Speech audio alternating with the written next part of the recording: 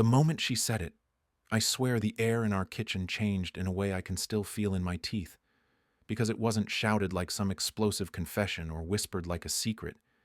It was tossed at me the way you flick lint off a sleeve, casual and lazy and cruelly precise, and it landed with the weight of every unspoken thing we'd been dragging behind us for years. We were already deep into one of those fights where neither person is actually fighting about what they're saying, the kind that starts with dishes and ends with your entire life feeling like a bad investment. And she was leaning against the counter with her arms folded like a judge who'd already decided the verdict, while I stood there with my hands open like I could physically catch the marriage before it hit the floor. I said something about how she didn't even look at me anymore, how intimacy had become a chore she postponed the way people postpone dentist appointments, and she rolled her eyes so hard it was like she was embarrassed to still be in the room with me. And then she said it, slow and almost bored, like she was scrolling through a menu of ways to hurt me and picked the one that sounded funniest. "Go try my sister instead. Maybe she'll appreciate you," she said. And then she reached past me to grab her wine glass like she'd just made some clever observation about the weather. There wasn't even a pause for her to see what it did to me. No follow-up laugh, no flinch, no, "I didn't mean it like that." And I stood there feeling my face go hot, not with anger at first, but with a kind of stunned humiliation, because my brain did what brains do when they're cornered, which is it played back every moment her sister had been more present in my life than my wife had been lately. It wasn't anything sordid or secret. It was normal things that only become charged when your marriage is rotting from the inside, like the way her sister actually asked how my week was and waited for the answer, or the way she noticed when I was exhausted and offered me coffee without making it a joke about how I couldn't handle life, or the way she listened without turning everything into a competition. I hated myself for even having those memories on standby, and I hated my wife for making it sound like I was disposable enough to be redirected to the next person in line. And then I hated the quiet part of me that wondered if she said it because she believed I'd never dare, because she believed she owned the whole board and I was just one of her pieces. When I didn't respond right away, she took a sip of wine and said, with that icy calm that always showed up when she knew she'd hit the right nerve, "You're standing there like I stabbed you, but you've been acting like I'm the villain for not wanting to be pawed at after work. So if you need someone to stroke your ego so badly, go find it somewhere else." I remember the way her words were dressed up as logic, the way she could make me sound unreasonable for wanting to feel wanted. And I remember thinking, in this weird, detached way, that this was the first time in months she'd sounded genuinely awake. I didn't yell, because yelling never worked with her, and because there was something about the line she'd thrown that made me feel like yelling would make me smaller, like it would confirm I was exactly what she thought I was, a man begging for scraps. So I just stared at her and tried to find the wife I married somewhere behind that expression. "Do you even hear yourself?" I asked, keeping my voice steady, even though it felt like my ribs were vibrating, and she shrugged like the entire conversation was a minor inconvenience. "I hear myself perfectly," she replied, and she tilted her head with a smirk that made my stomach turn, because it wasn't playful, it was victorious. "It's a joke. Relax. You're always so dramatic." Then she walked out of the kitchen like she'd won, leaving me alone with the hum of the fridge and the sound of my own breathing, and I stood there long enough that my legs started to ache, because I was waiting for the moment she came back, the moment she said she went too far, the moment she proved she still cared enough to repair damage. And when it didn't happen, when she didn't circle back with even a performative apology, something inside me went cold in a way I'd never felt before. It wasn't heartbreak, not yet, because heartbreak still assumes there's something precious being lost, and what I felt was closer to clarity, like someone finally turned on the overhead lights in a room I'd been stumbling through for years. That night she slept like a person with nothing to worry about, and I lay awake watching the ceiling fan spin, replaying the sentence until it started to sound less like a joke and more like a diagnosis. Because contempt has a certain flavor when you've tasted it enough times, and her voice had been coated in it. I thought about how she'd been joking like that more lately, not always about her sister, but about me, about my job, about my friends, about the way I folded towels, and how she'd do it in front of people too, a little laugh at my expense that everyone else went along with because it was easier than making things awkward. I thought about the last family dinner, how her sister had been the one to pull me into a conversation when my wife drifted off to show someone photos on her phone, and how my wife watched it from across the room with this blank expression, not jealous exactly, but assessing, like she was measuring how the room moved around her.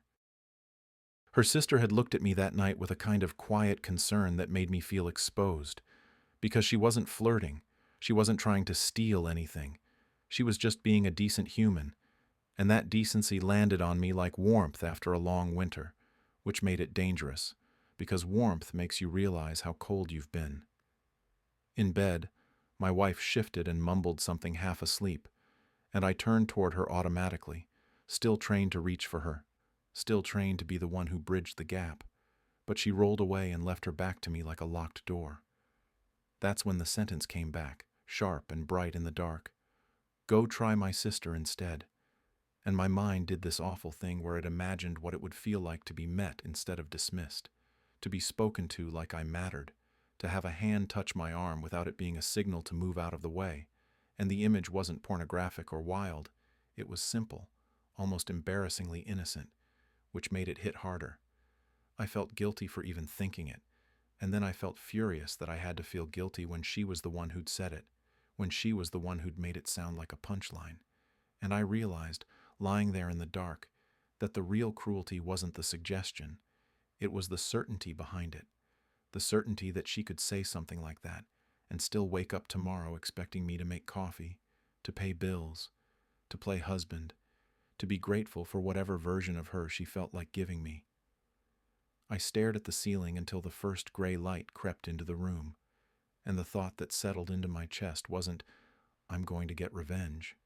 Not yet, because I wasn't there. But it was something quieter and scarier, because it sounded like a decision forming itself without my permission. And it went like this. She didn't take it back because she meant it, and she meant it because she already believed I had nowhere else to go. By the next afternoon, the joke had stopped sounding like a single line and started sounding like the summary of our entire marriage, because once you hear contempt spoken out loud, you begin noticing all the smaller versions of it you used to excuse, and suddenly they all line up in your head like receipts you didn't know you were saving. I went through my day at work half present, answering emails and nodding in meetings while my brain kept replaying the way she had reached for her wine glass as if I'd said something mildly annoying instead of something desperate, and it reminded me of all the other times I'd tried to tell her I felt lonely, and she'd treated it like a problem I invented to make her life harder.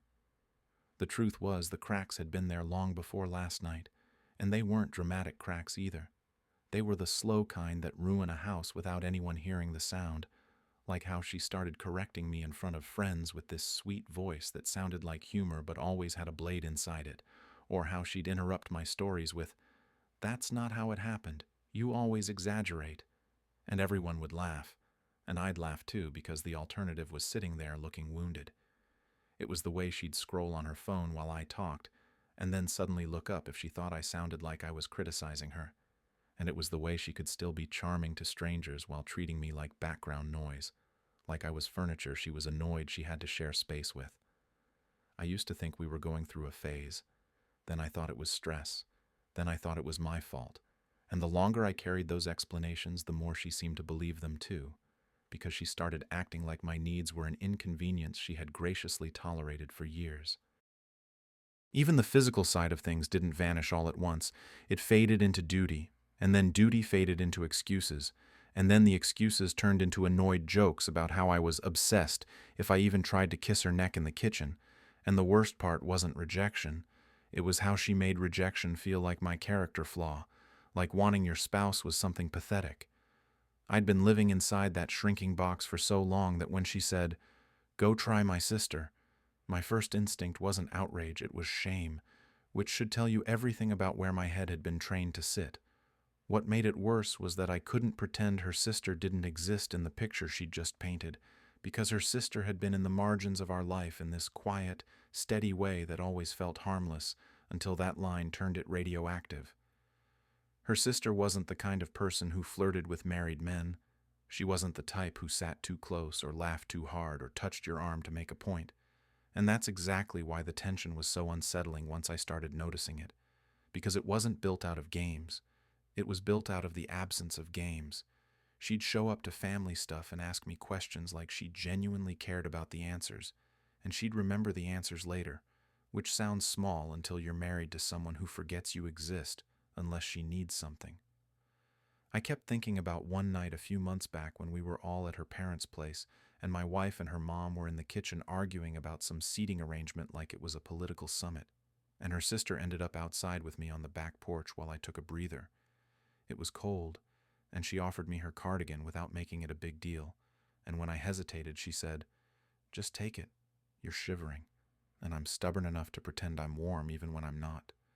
And she smiled in this tired, human way that made me smile back. We talked about work, about how adulthood feels like you're constantly behind on everything, and at one point she looked at me and said softly, "You seem like you're carrying a lot lately." And I remember feeling my throat tighten because nobody had said that to me in so long that it felt intimate even though it wasn't meant to be. Nothing happened, nothing inappropriate. But I went back inside afterward and my wife barely looked up. And I remember thinking, in a flash of anger I swallowed, that if a stranger treated me the way my wife did, I'd never speak to them again. And yet here I was, doing it every day, calling it commitment. When I got home that evening, the house felt staged, like the version of our life that looked good from the outside but never held warmth when you stepped into it. And my wife was on the couch watching something loud, feet tucked under her, wine glass already refilled, acting like last night had never happened. I stood there for a moment, keys still in my hand, and realized she was testing me without even knowing she was doing it. Because this was her pattern. She'd wound me, and then wait to see if I'd crawl back into position, and I felt something in me refuse to move. "Are you still sulking?" she asked, not looking away from the screen, and I could hear the satisfaction in it, because sulking implied childishness, which implied she didn't have to take me seriously. I set my keys down carefully, the way you set down something fragile, and said, "I'm not sulking, I'm thinking. And I'm thinking about how you said something last night that you didn't even bother to take back." She paused the show with an exaggerated sigh like I'd interrupted her for nothing. Then she turned and gave me that look that used to make me apologize automatically.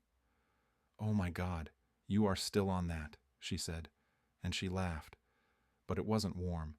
It was dismissive, the kind of laugh that's meant to make you feel ridiculous for caring. It was a joke, and if you can't handle a joke, that's your problem. I watched her face as she said it, searching for any hint of regret, any sign she understood how sharp it was, and there was nothing, just irritation that I was still holding the mirror up. "So you meant it," I said, and my voice didn't shake, which surprised me, because I'd expected anger, but what I felt was a calm that scared me more than anger ever had. She rolled her eyes and leaned back into the couch like this conversation was beneath her. "I meant you should stop acting like a victim," she replied, and then she added, like she was finishing a thought she'd been saving, "Honestly, maybe you should try my sister. Maybe she'll clap for you every time you do the bare minimum, because you clearly need constant praise." The way she said it, the way she doubled down without blinking, told me everything I needed to know. And in that moment, standing there with my coat still on, I understood the real betrayal with brutal clarity, because it wasn't that she wanted me to be with someone else. It was that she wanted me to feel so small that I'd never dare believe anyone else could want me at all. It started with logistics, which is how most lines get crossed when people swear they never meant to cross them, because logistics feel safe and reasonable and morally neutral until you look back and realize they carried you somewhere you would have avoided if you'd seen the destination clearly.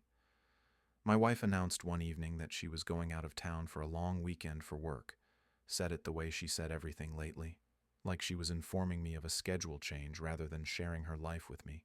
And then she added that her sister would be stopping by the house a couple of times to check on things because she didn't trust me to remember the trash schedule or the mail, and she laughed when she said it like she'd just made another harmless joke at my expense. I remember nodding and saying that was fine, because pushing back felt pointless, and agreeing felt easier. And somewhere in that exchange, the idea formed that I would be alone in the house with a person who actually saw me, and instead of excitement, it brought a strange, tight anxiety to my chest.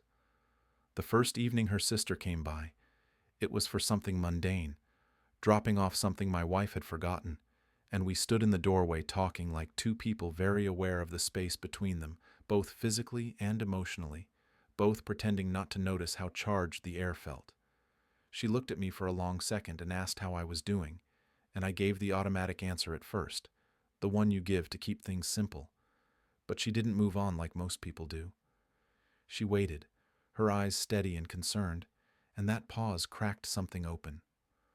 I told her I was tired, which was true but incomplete, and she nodded slowly like she understood exactly what kind of tired I meant, and she said carefully that she'd noticed things hadn't seemed great between me and her sister for a while, that she didn't want to intrude, but that she hated watching people she cared about shrink inside their own lives.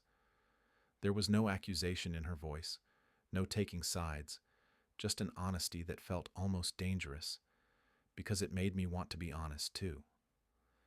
We ended up sitting at the kitchen table, the same table where the joke had landed days earlier, talking about work and stress and the way adulthood feels like a constant negotiation between who you are and who you're allowed to be. And at some point I realized how long it had been since I'd spoken without bracing myself for dismissal.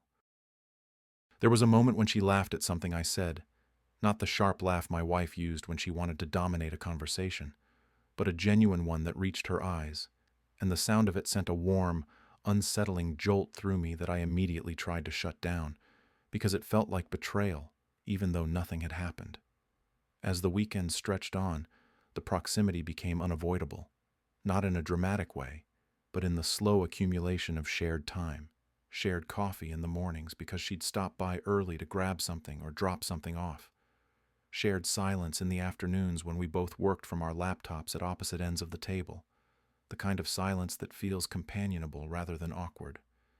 I became hyper-aware of everything, of the way she tucked her hair behind her ear when she was thinking, of the way her knee bounced under the table when she was anxious, of the faint scent of her perfume that lingered long after she left, and I hated myself for noticing because noticing felt like the first step towards something I wasn't sure I wanted, but wasn't sure I could stop.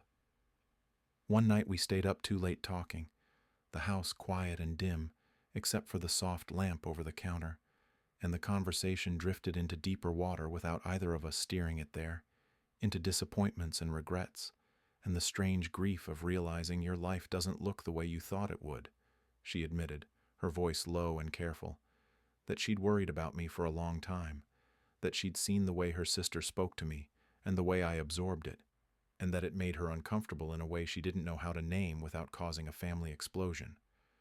When she said that, something shifted between us, because it wasn't just empathy anymore, it was recognition, the kind that makes you feel exposed and understood at the same time. There was a moment when our hands almost touched on the table, not because we reached for each other, but because the space between us had quietly closed, and the tension in that almost contact was more intense than any overt move would have been. I pulled my hand back first, heart pounding, and she noticed. Of course she did, and she didn't tease me or push. She just met my eyes and said, with a seriousness that made my stomach drop, that she didn't want to do anything that would hurt anyone, but that pretending nothing was happening between us felt dishonest. The way she said it, not seductive, not dramatic, but grounded and conflicted, made it impossible to pretend this was just friendly concern anymore.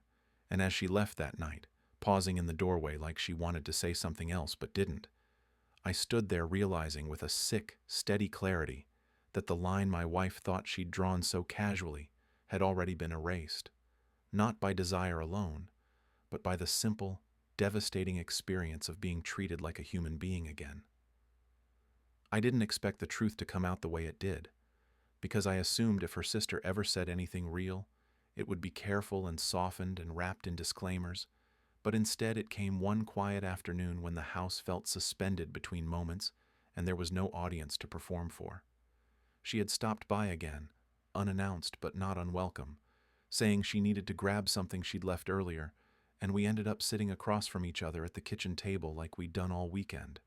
That strange new normal settling in with a weight that made me both steadier and more on edge.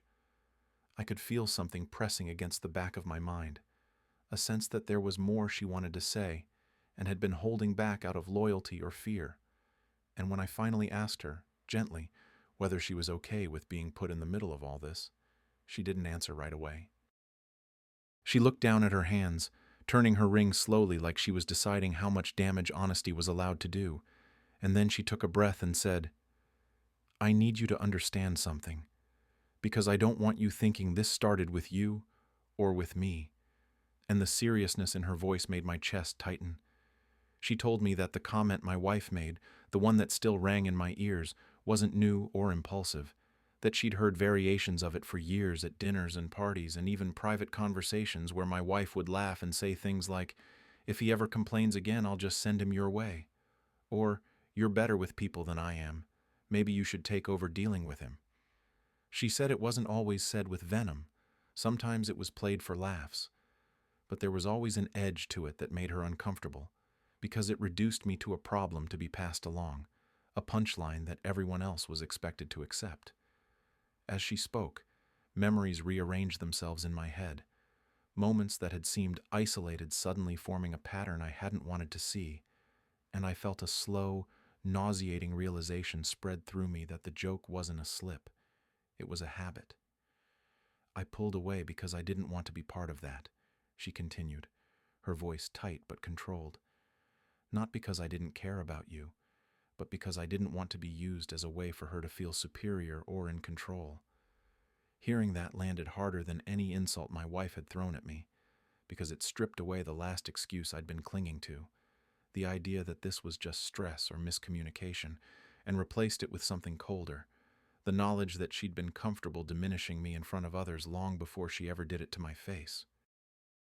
I sat there absorbing it, feeling anger rise but also a strange clarity, and I realized with a jolt that this wasn't about temptation or desire anymore. It was about seeing the machinery behind the cruelty, about understanding that the line she'd crossed wasn't accidental. It was rehearsed. What unsettled me most wasn't just that my wife had been saying these things. It was the way her sister spoke about it with quiet guilt, like she'd been carrying this knowledge alone and didn't know what to do with it. She admitted she'd tried to talk to my wife about it once, years ago, told her it made her uncomfortable to be referenced that way, and my wife had brushed it off with a laugh and a warning not to be so sensitive, and that response had shut the door on further conversation. As she said this, she looked at me with an intensity that made my pulse jump, not sexual exactly, but charged with something deeper, a mix of anger on my behalf and fear of what this truth might cost all of us.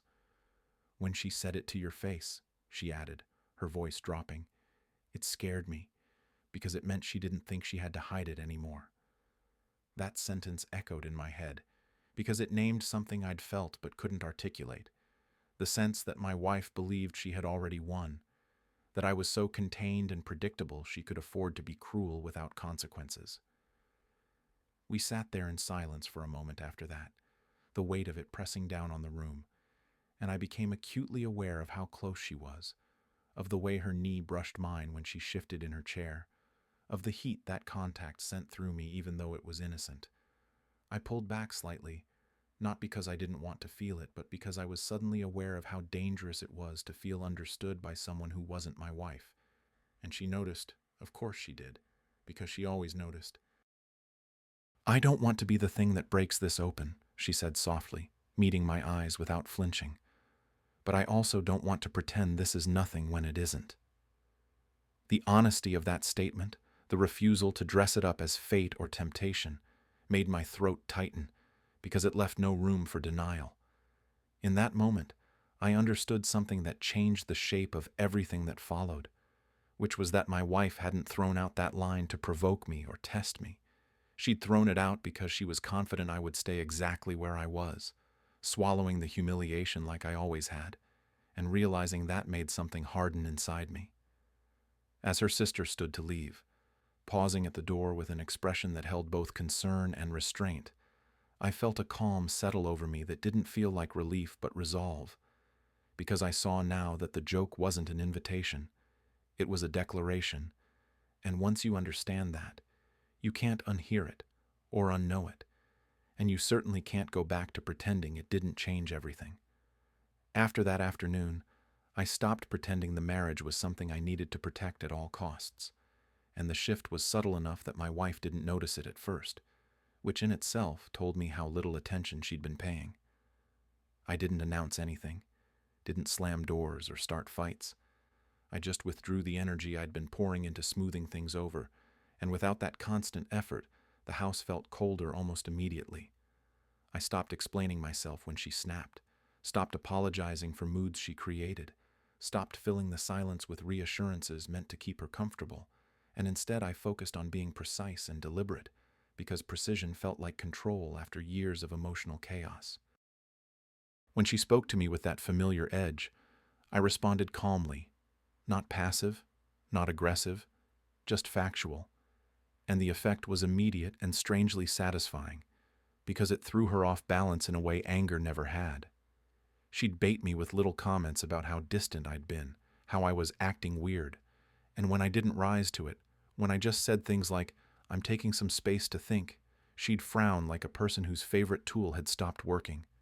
I started sleeping better, not because things were resolved, but because my body sensed I'd stopped lying to myself, and that alone brought a kind of rest I hadn't felt in years. I kept my distance from her sister too, intentionally, not out of fear but out of respect for the line I now understood had meaning, and the restraint itself became part of the plan, because it forced me to sit with my anger instead of numbing it with comfort. The plan wasn't elaborate or dramatic. It wasn't about exposure or humiliation or grand gestures. It was about timing and truth and refusing to carry secrets that weren't mine to carry anymore. And the more I thought about it, the more I realized that the most effective revenge wouldn't be replacing my wife or sneaking around behind her back. It would be letting her experience the consequences of her certainty. She'd been so sure I would never leave, so sure I would never choose myself over the marriage, that she'd built her behavior on that assumption, and all I had to do was remove myself from the role she'd assigned me and watch the structure wobble. The opportunity to test that resolve came faster than I expected, because when you stop performing, people who benefit from the performance panic. One evening she cornered me in the kitchen, wine glass already half empty, eyes sharp with suspicion, and asked me what was going on in that tone she used when she wanted to sound concerned but really meant interrogative. I told her calmly that I was reevaluating things, that I didn't feel respected, and that I wasn't interested in pretending everything was fine anymore. And she laughed at first, the same dismissive laugh she'd used for years, until she realized I wasn't laughing back. "You're being dramatic again," she said, waving a hand like she could dismiss the conversation with a gesture. And when I didn't take the bait, she leaned closer and asked if this had anything to do with her sister, her voice suddenly tight. I met her gaze and said, evenly, that it had to do with her, with how she spoke to me, with what she thought she could get away with, and the flicker of uncertainty that crossed her face was brief, but unmistakable. She accused me of pulling away on purpose, of trying to punish her, and I told her I wasn't punishing her. I was protecting myself, and that was the moment I saw real fear creep in, because fear only shows up when control slips. She demanded to know if I was hiding something, if there was someone else, and I told her I wasn't hiding. I was choosing not to volunteer my pain anymore. And that answer made her angrier than any confession could have. As she paced and raised her voice, listing all the ways she thought she'd carried the relationship, all the ways she thought I'd failed, I stood there feeling strangely steady, because I'd already accepted that the marriage might end, and that acceptance was a shield she couldn't crack. When she finally stopped and stared at me like she was daring me to contradict her, I realized the plan didn't need embellishment or theatrics. It just needed me to stay exactly where I was, calm, honest, and unafraid of what would happen if the truth finally took up space in the room. The confrontation happened on a Tuesday night that felt deceptively ordinary, which somehow made it worse, because there was no storm outside to match what was building inside the house, just the low hum of the dishwasher and the muted glow of the living room lamp casting everything in that tired end-of-day yellow. She was sitting on the couch scrolling on her phone when I told her we needed to talk, and the way she sighed before even looking up told me she'd already decided this was an inconvenience rather than a reckoning. I sat across from her, not too close, not too far, and said carefully that I wanted to separate, that I couldn't keep living in a dynamic where I felt disrespected and diminished, and that the moment she told me to try her sister had crystallized something I'd been avoiding for a long time. She laughed, a sharp, incredulous sound that sliced through the room, and said, "You cannot be serious right now. You're really blowing that out of proportion." And when I didn't smile or soften, when I just held her gaze and repeated that I was serious, her expression shifted into something harder.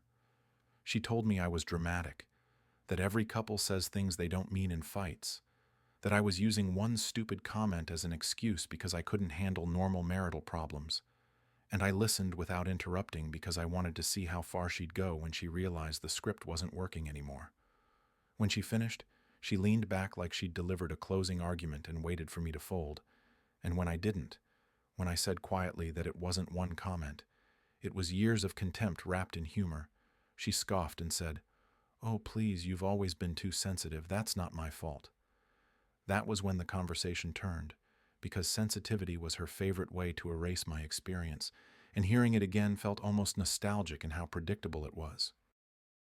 She stood up and started pacing, wine glass in hand, listing everything she thought she'd sacrificed for me, every way she believed she'd lowered herself to accommodate my needs, and I let her talk until she circled back to the thing she couldn't stop circling, which was control.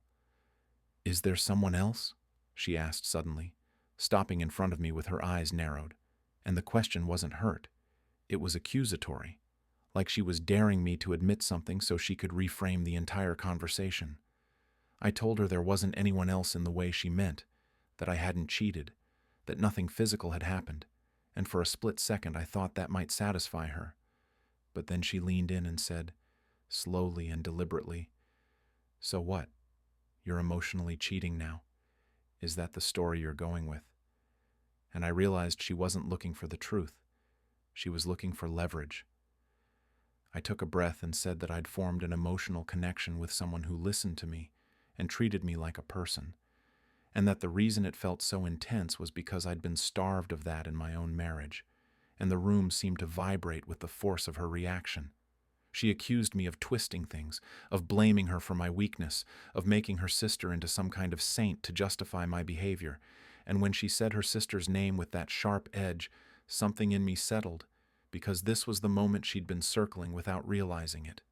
She demanded I look her in the eye and swear that I hadn't crossed a line with her sister, and the confidence in her voice told me she believed I would either lie or back down, because that's what I'd always done when she pushed hard enough. I met her gaze and told her the truth, that there was an emotional connection, that it scared me, that I'd tried to create distance because I didn't want to become someone I didn't recognize, and that none of it would have existed if I hadn't been treated like a joke for years. The silence that followed was thick and electric, and then she exploded, not with tears but with rage, calling me pathetic, accusing me of humiliating her, telling me no one else would ever want me the way she had, especially not her sister, and the cruelty of it was almost impressive in its precision. She grabbed her phone and said she would make sure everyone knew what kind of person I was, that she'd control the story the way she always had, and as she stormed past me toward the bedroom, slamming the door hard enough to rattle the frames on the wall, I sat there feeling a strange mix of dread and relief. I knew she was about to burn things down in an attempt to regain control, and I also knew, with a calm that felt earned rather than reckless, that for the first time in our marriage, I wasn't going to rush in behind her to put out the fire. The fallout didn't arrive all at once. It seeped in through cracks I hadn't even known were there, and it started with silence that felt louder than any argument we'd ever had. She didn't come out of the bedroom that night, and I didn't go after her, not out of spite, but because something in me finally understood that chasing her would only restore the balance she depended on. The next morning she was gone before I woke up, and I knew without checking that she'd gone straight to the people she trusted to validate her version of events, because she had always been meticulous about managing perception. By noon, my phone started buzzing with messages that weren't outright accusations, but carried that familiar tone of concern laced with judgment. Friends asking if everything was okay. Family members saying they'd heard things and hoped I was doing the right thing. And I read them with a detached clarity that surprised me, because for once I wasn't scrambling to defend myself. I replied politely, vaguely, refusing to fill in the blanks she was trying to draw for them, and the restraint felt like a quiet assertion of power, because it denied her the dramatic counter-narrative she expected me to provide. That afternoon, her sister texted me, a simple message asking if I was okay, and I stared at it longer than I should have, aware of how loaded even a response could become, before finally answering honestly that things were hard, but I was managing. She asked if we could talk, not urgently, not secretly, just a request that carried weight because it wasn't framed as a crisis, and we agreed to meet in a neutral place, a small cafe where the noise of other conversations could absorb whatever tension followed us inside. When she walked in, I felt that same unsettling mix of comfort and awareness that had been building all along, the recognition that made my chest tighten and my thoughts sharpen, and we sat across from each other with our hands wrapped around mugs we didn't really need. She told me, quietly but firmly, that my wife had already reached out to her, had accused her of crossing lines and betraying family, had implied things that weren't true in an attempt to force a reaction, and as she spoke I could see the hurt under her composure, the exhaustion of being dragged into a conflict she'd tried so hard to avoid. I told her exactly what I'd told my wife, that there was an emotional connection, that nothing physical had happened, that I'd tried to step back once I understood what was forming, and she nodded like this wasn't news to her. "I didn't want to be the reason your marriage ended," she said, her voice steady but strained. "But I also couldn't pretend I didn't see what was happening to you." And hearing that spoken aloud sent a jolt through me, because it named the thing my wife had spent years denying. We talked for a long time about boundaries and consequences and the strange guilt that comes from finding solace in the wrong place at the wrong time, and there was tension there, undeniable and charged, in the way our eyes lingered and our words brushed up against things we weren't ready to say, but it stayed contained, because this wasn't about gratification, it was about truth. When we parted, there was a brief moment where she touched my arm, a simple gesture meant to steady rather than entice, and the warmth of it stayed with me long after she walked away, a reminder of what respect felt like. That evening, my wife came home with a sharpness that filled the house before she even spoke, throwing her bag down and demanding to know what I'd told her sister, and the accusation in her voice made it clear she already believed the worst. I told her I'd told the truth, that I wasn't interested in lies or half measures anymore, and that answer sent her spiraling into a tirade about loyalty and betrayal that conveniently skipped over her own behavior. She accused me of humiliating her, of turning her family against her, of orchestrating some calculated revenge, and I listened, really listened, noticing how every sentence was about her image rather than our reality. When she finally stopped to catch her breath, she demanded I deny everything, demanded I call her sister, and set the record straight in a way that favored her, and I told her I wouldn't do that. The calm in my voice seemed to enrage her more than shouting ever had, and she said, with a bitter laugh, that I was throwing everything away for nothing, that I'd regret this once everyone saw through me. I didn't argue, because arguing would have meant I still needed her approval, and instead I said, evenly, that I was done protecting a version of her that only existed because I stayed silent. She stared at me like she didn't recognize me, like the man in front of her had stepped out of a role she thought was permanent, and in that moment, I understood that the revenge wasn't in what I was doing to her. It was in what I was refusing to do for her anymore. The truth surfaced the way rot always does, not with a dramatic confession, but with a series of small, undeniable failures in her story that finally collapsed under their own weight. It started with her staying out late more often, claiming she needed space to think, saying she was talking things through with a coworker who understood how stressful all of this was, and I might have swallowed that explanation a year earlier, but something about the timing made me pay attention instead of accommodating. One evening, her phone lit up on the counter while she was in the shower, and I didn't touch it. Not because I was afraid of what I'd see, but because I already knew that if I crossed that line, I'd never be able to pretend ignorance again, and yet the universe seemed determined to remove that choice from me.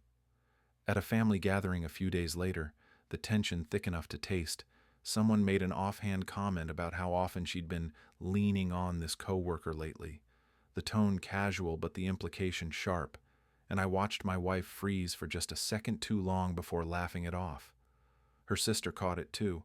I could tell by the way her posture stiffened, and later that night she pulled me aside, her voice low and steady as she asked whether I knew how long it had been going on. I told her I didn't know what she meant, and she exhaled slowly before explaining that she'd heard things over the years, strange references, defensive jokes, stories that didn't quite add up, and that when she'd pressed my wife about it in the past, she'd been met with anger and deflection. As she spoke, the pieces snapped into place with sickening clarity. The emotional distance, the contempt, the way my wife had spoken about fidelity like it was a burden she alone carried, and I realized the joke that started all of this hadn't been thrown from a place of confidence, it had been thrown from a place of projection. When it finally came out into the open, it wasn't because I confronted her with evidence, it was because she couldn't keep her own narrative straight anymore. During another argument, fueled by wine and panic, she accused me of destroying the marriage by falling for her sister. And when I asked her how long she'd been emotionally involved with someone else, the denial came too fast, too rehearsed, followed by a cascade of justifications that told the truth better than any admission could have. She insisted it wasn't cheating because nothing physical had happened, that it was just talking, just support, just someone who listened to her without judging, and hearing my own pain reflected back at me through her excuses was almost surreal. The room went quiet when I said, evenly, that she'd just described the exact thing she'd crucified me for, and for the first time since this started, she looked genuinely afraid, not of losing me, but of losing control of the story. Her sister was there by then, drawn in by the raised voices, and when my wife tried to minimize it, tried to frame it as something harmless I'd blown out of proportion, her sister spoke up in a way I'd never heard before, firm and unwavering, saying she was done being used as a prop in someone else's power games. That moment changed everything, because it stripped my wife of the audience she relied on, and watching her realize she couldn't spin her way out of this was quietly devastating. After that, the fallout spread quickly, not because I exposed her, but because she unraveled under scrutiny she could no longer redirect. Family members started asking questions she couldn't answer without contradicting herself. Friends who'd accepted her version at face value began noticing the gaps, and the emotional affair she'd hidden behind sarcasm and superiority became impossible to deny. She accused me of orchestrating it all, of setting her up, of manipulating her sister against her, and I listened with the same calm I'd learned to maintain, because her accusations no longer had the power to define me. Her sister cut contact with her completely, not dramatically but decisively, explaining that she refused to keep enabling behavior that hurt people and masqueraded as humor, and that choice hit harder than any punishment I could have designed. I didn't feel triumph in that moment, only a deep, steady sense of inevitability, like a truth long overdue had finally arrived. The revenge, if you could call it that, wasn't loud or flashy. It was the quiet satisfaction of watching someone who'd built her identity on control lose the ability to control the narrative, and knowing that I hadn't had to lie, sneak, or betray my own values to make it happen. The divorce unfolded without fireworks, which somehow made it heavier, because there was no single moment to point to and say, this is where it all ended. Just a slow administrative dismantling of a life we'd built on assumptions that no longer held. We split logistics with the same sterile efficiency you use when closing an account you no longer recognize as yours. Emails replacing conversations, calendars replacing memory, and the house emptied itself in stages, drawers going bare, walls losing their familiar clutter, until it felt like a rental I'd stayed in too long. Friends chose sides without announcing it. Invitations stopped coming from people who preferred the version of me that stayed quiet, and I let them go without argument, because I no longer had the energy to audition for sympathy. The paperwork was tedious and exhausting, but it was also clarifying, because every signature felt like a small reclaiming of agency, a reminder that I was actively choosing something instead of enduring it. My wife tried, in small ways, to reassert control even then, correcting my recollection of events in front of mediators, framing herself as the wronged party with careful language, but the effort had lost its force now that I wasn't invested in countering it. I watched her struggle with the absence of an audience, with the way people listened politely but no longer rushed to validate her, and there was a quiet satisfaction in that, not because I wanted her to suffer, but because I was no longer willing to cushion her from the consequences of her own words. The irony wasn't lost on me that the most peace I'd felt in years arrived during a process designed to formalize failure, and I carried that peace carefully, aware of how fragile it was and how easily I could sabotage it by reaching for old habits. Her sister stayed distant, deliberately so, and at first that distance felt like another loss, another thing taken from me by circumstances I hadn't chosen, but over time I understood it as restraint rather than rejection. We checked in occasionally, brief conversations that acknowledged the connection without exploiting it, and the tension was still there, humming under the surface, but it was tempered now by respect and patience rather than urgency. She told me she needed space to disentangle herself from the wreckage of her family, and I told her I understood, because I was doing the same thing in my own way, and the mutual honesty of that exchange mattered more than any immediate comfort could have.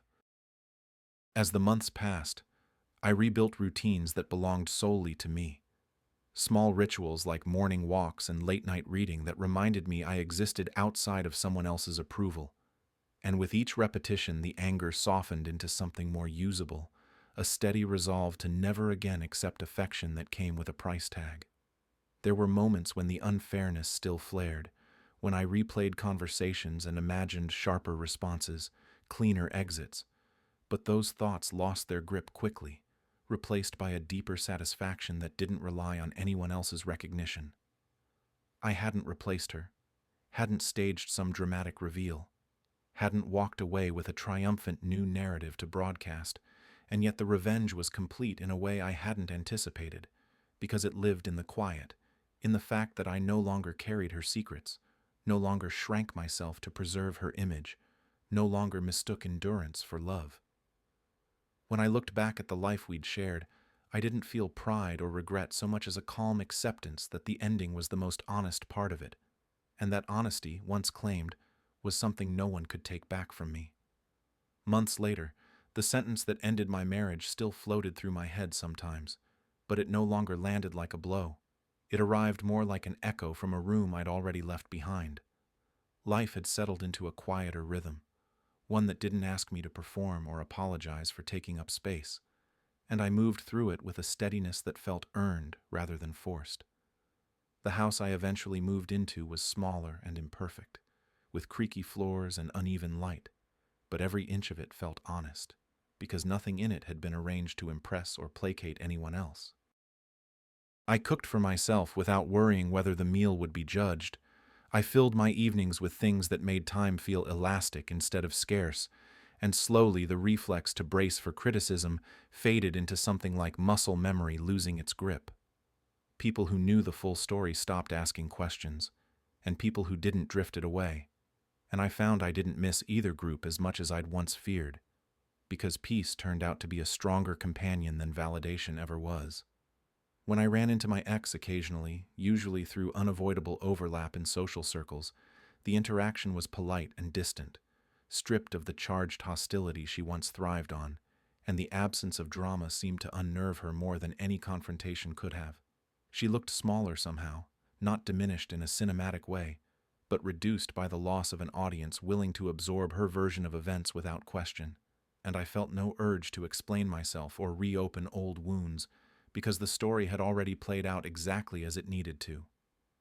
Her sister re-entered my life slowly, carefully, not as a prize or a rebellion, but as a person navigating her own complicated grief over what had been lost. We met for walks at first, then for dinners that stretched late into the evening, talking about everything except the obvious, until the obvious no longer needed to be named. The attraction was still there, undeniable and electric, but it was layered now with something steadier, a respect that made every glance feel deliberate rather than reckless. And when we finally acknowledged it out loud, it wasn't with declarations or promises. It was with an agreement to move forward without erasing what had come before.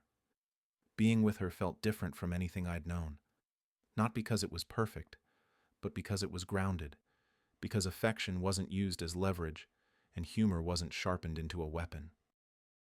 There were moments of hesitation, flashes of old fear that this calm might be temporary, and we talked through those too, refusing to let silence become the thing that poisoned us.